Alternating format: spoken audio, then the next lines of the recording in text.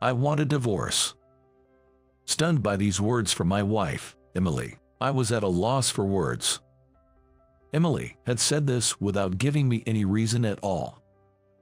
"My name is John, and I'm 28 years old. I live with just my wife. I work at an advertising agency. My job is demanding, and I've struggled to find time for Emily. Could that have been the cause?" Emily suddenly brought up divorce.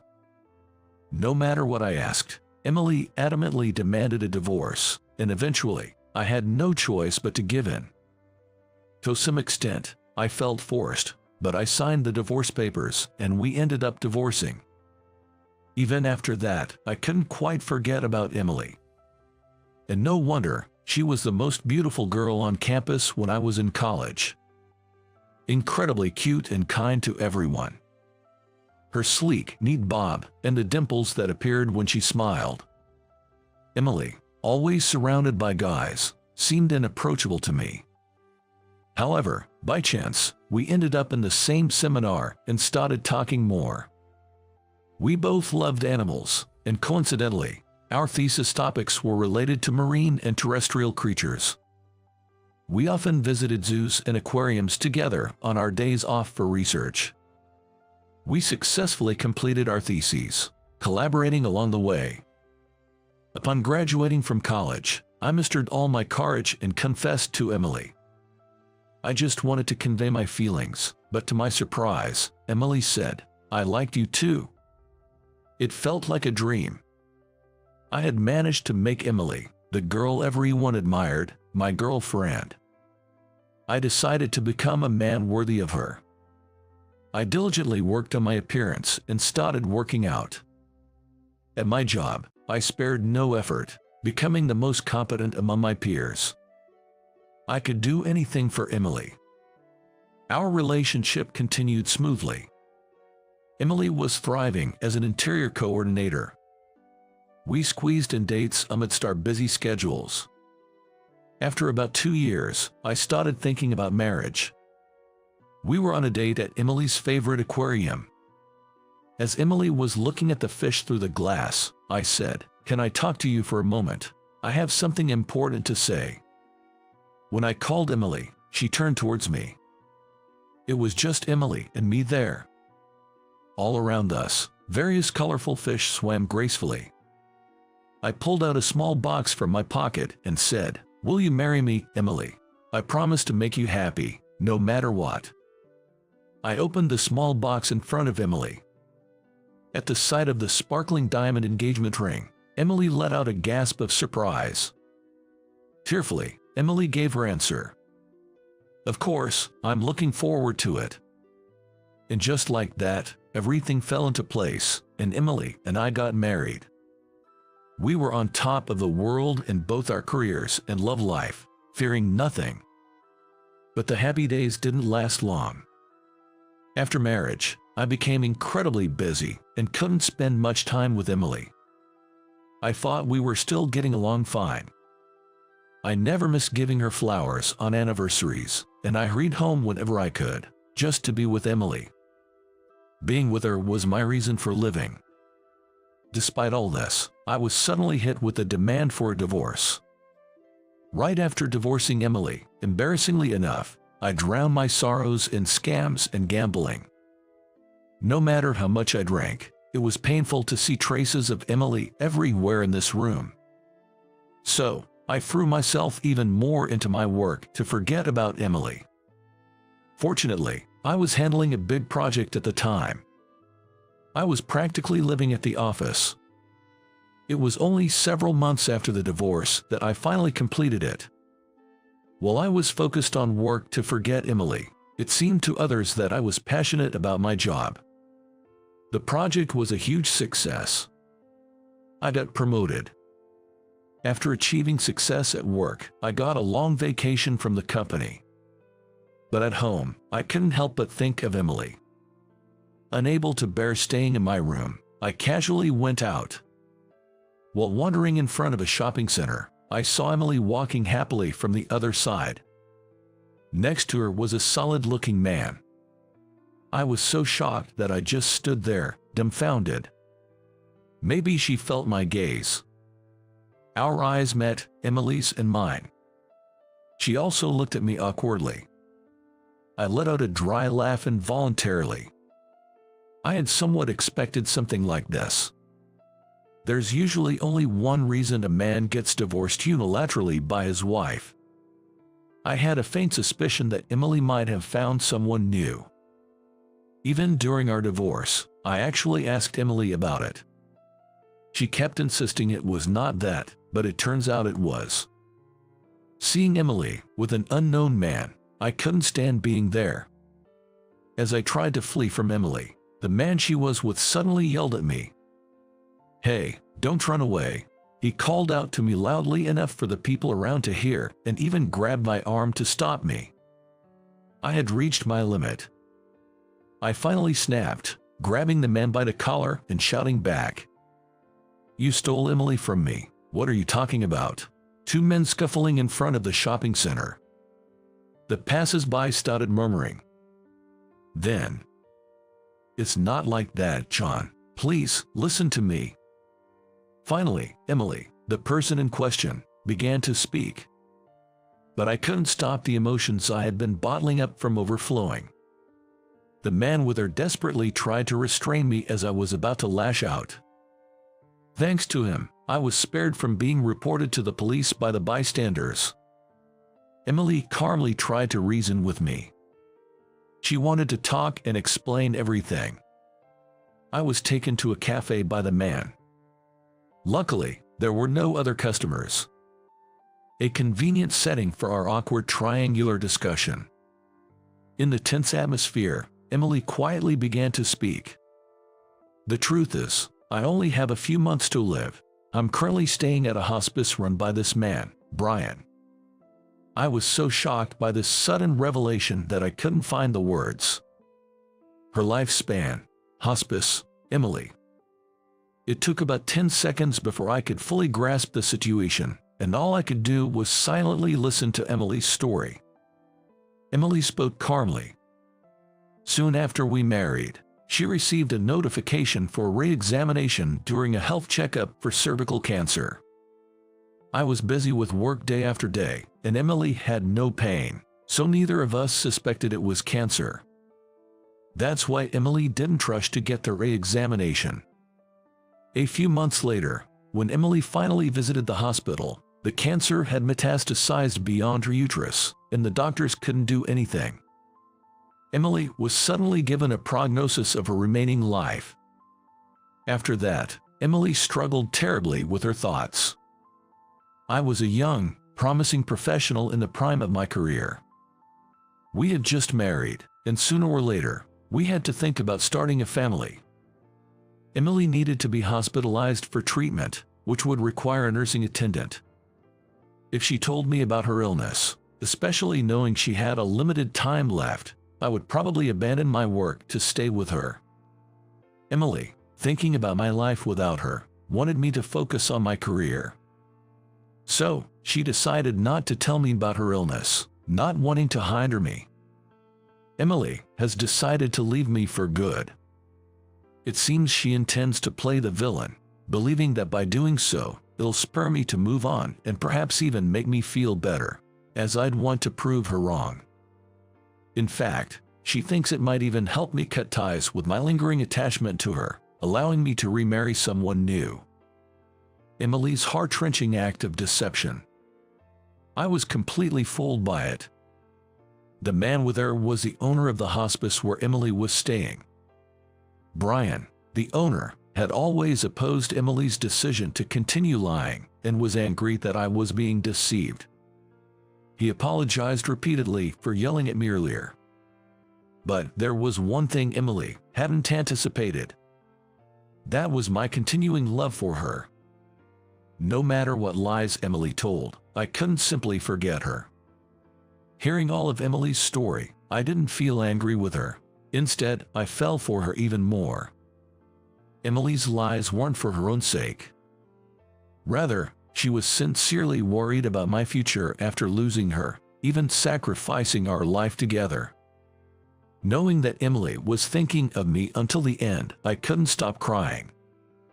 I loved Emily sincerely, but more than that, I was loved so much by her.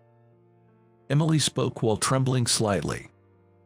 The sudden terminal diagnosis, the divorce, and living alone in a hospice.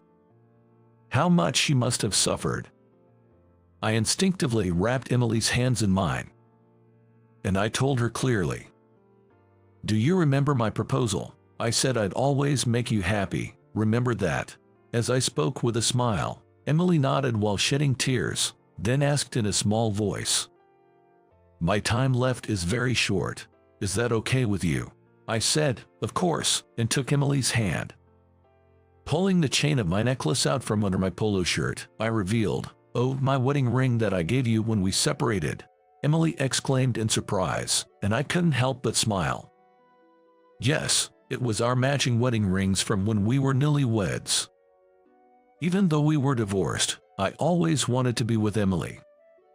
So I connected the two wedding rings to a chain and wore them close to my skin. I thought wearing them as a necklace would go unnoticed, and while it might seem sentimental, it was my heartfelt expression of love for Emily. I carefully removed the wedding ring from the chain and proposed, "Let's put these rings on each other's fingers again, so we'll never be apart." After suggesting, I slipped the ring onto Emily's slender ring finger. Emily, while crying, did the same to mine. After a long detour, we finally reaffirmed our feelings for each other. Next to us, smiling, Brian, the hospice owner, was crying. Clapping his hands, he said, "I'm so glad, truly glad." Emily was against it, but I decided to take a leave of absence from work for a while. My boss, who had also lost his wife early, understood and agreed to take over my work responsibilities. I brought Emily, with her limited time left, back to our home instead of the hospice. We decided to spend our final moments together. Emily made bento boxes, and we went to various places. We visited a local flower field, a ranch, a zoo, an aquarium, and even the top of the rock. The most memorable visit was to the National Aquarium, a place Emily had longed to see. The last few months with Emily were incredibly peaceful, becoming unforgettable memories for a lifetime. Several months have passed since Emily's passing. It's not that I don't feel sad or lonely. But Emily will always be in my heart. I will continue to live my life to the fullest, cherishing our memories. That's the promise I made in the end.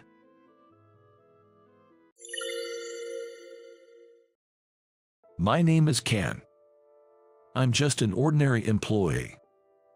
15 years ago, I lost my wife, Emily, in an accident. While the grief has gradually faded, there isn't a day that goes by without me thinking of Emily. I loved her so much that when I heard she had died in an accident, it was incredibly hard for me. The thought of Emily, who was always there for me, never appearing before my eyes again, made me feel like my heart was being crushed, and I spent many nights crying. I was definitely at the lowest point in my life at that time. Now, somehow or other, I'm already 45 years old. Friends and family have suggested I remarry, but I'm not keen on the idea and have continued to decline. Deep down, I still believe Emily is the only one for me. I'm sure I'll remain single for life. That's what I thought, but a turning point suddenly arrived. It happened when I went to a client for contract negotiations. On that day, I was nervous for the first time in a while. The reason was that this time, my counterpart was the major corporation, Smith Group. Smith Group is a commercial company built from scratch by its president, Jack Smith. Its annual sales are incomparably higher than ours. Given that such a company might sign a contract with us, my boss, Will, handed this negotiation over to me, even though I was busy with other work. The responsibility is heavy, I muttered to myself, feeling the pressure. However, I've been in this career for over 20 years now. I've experienced quite a few situations. After my wife's death, I threw myself into my work to the extent that some of my colleagues started calling me the ace. Honestly, it's a bit embarrassing to be called that, but wanting to live up to expectations, I put my all into the negotiation. Then, as per your request, the person in charge smiled at me. It was the moment the deal was sealed. "Thank you very much," I said, greeting them, then let out a sigh of relief. There are some details to work out, so I'll be visiting Smith Group for the next 2 to 3 weeks to explain. After setting the date and time, I left their office. When I called to report the successful negotiation, Will was ecstatic and said over the phone, "We're going out to drink tonight. For now." He asked me to return to the office at my leisure to discuss the details, so I boarded the bus. Maybe I should grab something to eat at a shop on the way. That's what I thought as I gazed at the shopping street outside the bus window. But when I saw a utility pole on a road slightly away from the shopping street, my heart skipped a beat. That place is still a painful spot for me. It's where Emily, my wife, died in an accident 15 years ago. She was trapped between a car and a wall near that pole. Just imagining your loved one in such a state is unbearably painful.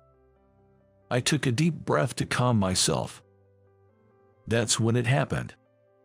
Suddenly, a woman in front of me started gasping for air and crouched down in distress. I instinctively asked, "Are you okay?" She looked to be in her early 20s. She seemed about to collapse, so I wanted to support her, but not wanting to touch a young person without permission, I awkwardly moved my hands in the air. The woman said, "I'm okay," and forced a smile at me, but her face was turning increasingly pale. I couldn't just leave her like that, so even though it wasn't my intended stop, I suggested we get off the bus together. Then, I helped her to a bench at the bus stop and made her sit down. "Sorry for bothering you during your busy time. It's okay. I have some time as I'm just returning from a meeting." I responded with a smile to the woman, who looked apologetic with furrowed brows, reassuring her. She seemed to calm down a bit and started speaking again. "Thank you for helping me. It's strange. I thought I was okay lately." The woman weakly smiled. "Do you have any chronic illness? You've been holding your heart since a while back." When I asked her, she replied with a bitter smile, "Actually, my heart is fine. It's just that, due to a car accident in the past, I sometimes have these attacks." Just now on the bus, as she recalled the incident, tears began to stream down her face. I was surprised but quickly reassured her that she didn't need to explain if it was difficult. "Actually, I lost my wife in a traffic accident too. There was a time when I was scared just to see a car, so I understand how you feel." Hearing my words, the woman's eyes widened and she murmured softly, "Is that so?" It seemed she might have symptoms similar to depression. I didn't want her to talk about the accident because I didn't want her to relive the trauma. "Here, take this." I handed her a bottle of water I had bought from a vending machine near the bus stop. She took the water from me with an apologetic look on her face, yet gratefully said, "Thank you." I stayed with her until she calmed down, and after a while, she called a taxi and left in the opposite direction. It seemed resolved. But then, I noticed a shiny keychain on the ground. She must have dropped it before getting into the taxi. It was a basketball keychain with the names of an elementary school and a club team engraved on it. It could be a keepsake.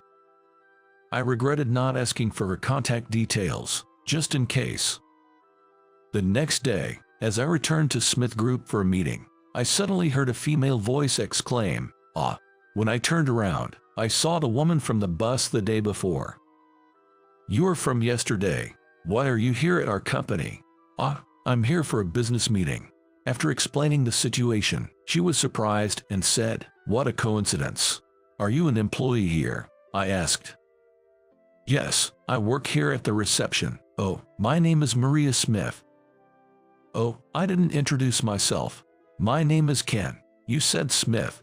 Hearing the familiar surname, I looked up, Maria then said, "Yes, I'm the daughter of the president, Jack Smith." She said it with a shy smile. I'm surprised. I had no idea you were the president's daughter. Amazed, I remembered the keychain I found and handed it to Maria. "Oh, I've been looking for this. Did you pick this up?" She seemed very surprised. "I was planning to take the bus frequently for meetings with Smith Group, so I kept it with me, hoping to return it to you. If not, I plan to hand it over to the police. I'm glad I found you so soon." Relieved that I could return it, a smile spread across my face. Then, I noticed Maria's face turning red. "Ken, you're such a kind person. I've never met a man as kind as you." She looked at me with a dreamy expression, then suddenly with a determined gaze. "You're coming here tomorrow too, right?" Yes." Her intense gaze made my heart skip a beat. Unexpectedly, I found myself receiving proactive advances from the president's daughter. "Hey Ken, let's go out together sometime." Every time Maria saw me, she would come closer, inviting me on a date. A date? But I'm a 45-year-old man. What would people say if I went on a date with a young and beautiful woman like you? What's that? I'm a proper 23-year-old adult. I'm not a student, so you can't reject me like that. I chuckled awkwardly at Maria's devilish smile. I had never met such an assertive woman before. However, I continued to gently decline her invitations for a date. Considering her position as the daughter of the client's president, and the societal perspective on our age difference, which is over 20 years, there were endless barriers between me and Maria, but the biggest reason was the guilt I felt towards my deceased wife. I remembered the words of my proposal to my wife, "I will make you happy." I knew my wife was no longer here, but I thought that dating Maria might make those words I said to my wife seem like a lie. However, the next day, when Maria invited me for a date as usual, and I lightly brushed it off, saying, "No, you should go out with younger guys instead of someone like me," she suddenly started crying. "What's wrong, Maria?" I panicked. "It's just, no matter how hard I try to approach you, you never seem interested." And with that, she burst into tears like a child. I never imagined she was so serious about me. Me, of all people. "Okay, I understand. Let's go out for a meal next time." Then, she asked with a hopeful expression, "Really?" With her eyes moist with tears, she looked at me intently. "Of course, I'm not sure where young people go these days, though," I said hesitantly, and Maria confidently responded, "Leave it to me." Seeing her face change from tears to a bright smile, I couldn't help but laugh at her quickly shifting expressions. And so, we ended up going on a date at a nearby cafe. Maria looked stunning in her casual clothes. She inherited her beauty from her mother, as she said. I thought that the wife of a major company's president would naturally be beautiful. My mother was quite proactive, you know. Maria spoke about her mother. She purposely went to my father's company, catching his eye and initiating conversations. A Real Panther, my mother is. A panther, huh? I silently thought that Maria definitely inherited that gene. As the date ended, Maria looked up at me with pleading eyes and asked, "Will you meet me again?" Yes. Eventually, I found myself repeatedly going on dates with her, persuaded by her insistence. Me, an old man, is that really okay? Her aggressive demeanor left me confused. Yet, I could sense her seriousness, not just playing around. It was only a matter of time before my feelings started to waver as I faced her straightforwardness. One day, I sat in front of my wife's altar. "What should I do, Emily? I haven't felt this way in a long time. I'm really sorry." I apologized. I was spending more and more time thinking about Maria. Can I really allow myself to fall for Maria? Confused about my feelings and pondering my future, I remembered a conversation I had with my wife. "What would you do if I cheated on you?" she asked with a teasing smile. I was startled, but she quickly added, "It's just hypothetical." This was after a friend of hers divorced due to her husband's infidelity. They were a happy couple, but infidelity ended their relationship. It seemed she was shocked by that harsh reality. So she was curious and asked me. I replied, "I don't even want to think about you cheating." Then, Emily responded with a slightly happy expression, saying, "Is that so?" Then I asked, "What if I cheated on you?" Then, she said, "Of course, I would divorce you," and glared at me in a loud voice. I was taken aback, but then she softened her expression and said, "But if I were to die early, you should find someone else and be happy." I was struck by her words. Remembering such a conversation now seemed so unexpected. But then, looking at my wife's portrait, I wondered, would Emily forgive me? Finally, I made a decision to respond sincerely to Maria's feelings, who cared for me so much. Later, I called Maria and asked her out on a date. She seemed a bit surprised and said, "It's unusual for you to ask me out." I planned to propose a relationship to Maria on that date. However, her response was shocking. "I can no longer meet you, Ken." I was momentarily stunned and asked calmly, "Is something wrong?" But Maria remained silent. "Is there someone else you like? I guess. An old man like me. You're tired of me." As I said that, she yelled at me, "Stop calling yourself an old man." After a while, I could hear her sobbing over the phone. She tearfully appealed to me. "I really like you, Ken. I just can't help it, but I can't. I don't deserve to be with you." I didn't understand what she meant as she continued crying. As Maria was about to hang up, saying goodbye, I urgently said, "Wait, please," trying desperately to stop her. "There's something I have to tell you." As I said this, Maria whispered, "Okay," and then added, "I have something to tell you too." She then suggested, "Can we go on one last date?" Since she insisted, I agreed to follow her to a place she wanted to visit. Days later, Maria led me to a location far from any typical date spot. It was near that shopping street. My heart started to beat uncomfortably fast. Maria, without a smile today. She led the way in silence. Where was she taking me? "Just a little further," she said, without looking back. Maria kept walking without looking at me. "No, it can't be," I murmured to myself repeatedly. Despite my disbelief, Maria continued walking towards that place, to the very spot where my wife had her accident. Then, Maria turned to face me once again. "This is where your previous wife died, right?" "Yes, it is." I had told Maria the details when she asked about my wife's death on our previous date. I remember her being shocked then. 15 years ago, after hearing about the accident, I suspected and checked. "I've seen your wife before." "What do you mean? Where?" Maria slowly opened her tightly sealed lips.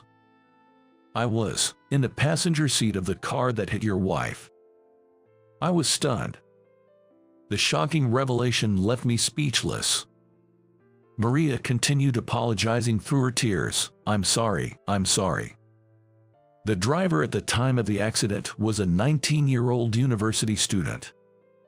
He didn't give off a distinctive character at first impression. Rather, he seemed quite serious. The car had a new driver's mark, and there was no sign of speeding or distracted driving. He had just gotten his license and was inexperienced. After entering a poorly visible road, my wife suddenly appeared in front of the car, and he tried to brake. But in his panic, he confused the accelerator and the brake, hitting my wife.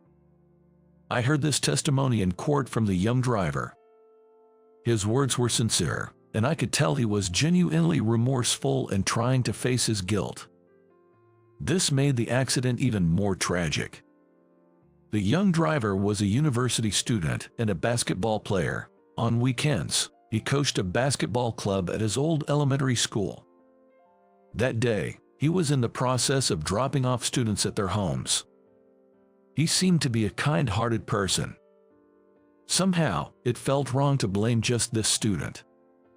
There was no mirror at that corner, and no guardrail was installed. There were clear safety deficiencies. So, I told him to focus on safe driving in the future, and did not blame him further. After the accident, mirrors and guardrails were installed at the site, and I chose to believe that my wife's death was not in vain. This was all I vividly remembered. I had forgotten, but the young student Maria was in the car at the time. I didn't remember the name of the child in the passenger seat. According to Maria, the accident still haunts her in her dreams. The moment my wife was trapped between the car and the wall. I knew Maria had trauma from a car accident, but I never imagined it was from the perspective of the offender. The time she had a seizure on the bus was precisely when we passed the scene of the accident. I always wanted to bring flowers every year, but I couldn't. I'm so sorry. Maria continued to apologize tearfully. At the moment of the accident, I was talking to the coach. I innocently asked how my shots were that day. Then the accident happened. If I hadn't distracted the coach, maybe your wife wouldn't have died. Maria said this and then bowed deeply to me, saying, "I won't come near you again." Her words pained me, and I instinctively said, "Maria, it's not your fault," while stroking her head. "That accident was beyond your control. You just happened to be in the next seat. You're not to blame. I don't want you to suffer anymore." Before I knew it, I was holding Maria in my arms. She cried in my embrace.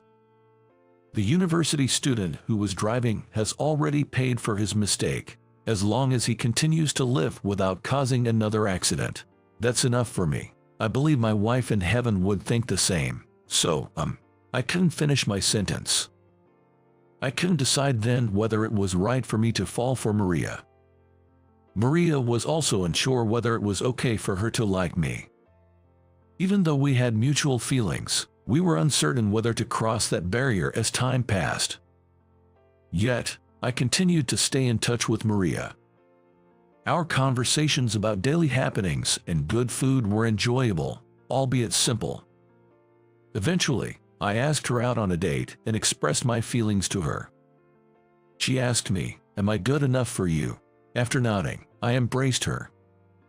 Despite the twists and turns, we decided to start a relationship. I don't know what the future holds, but for now, I just want to be with Maria. I believe my wife in heaven would support our relationship,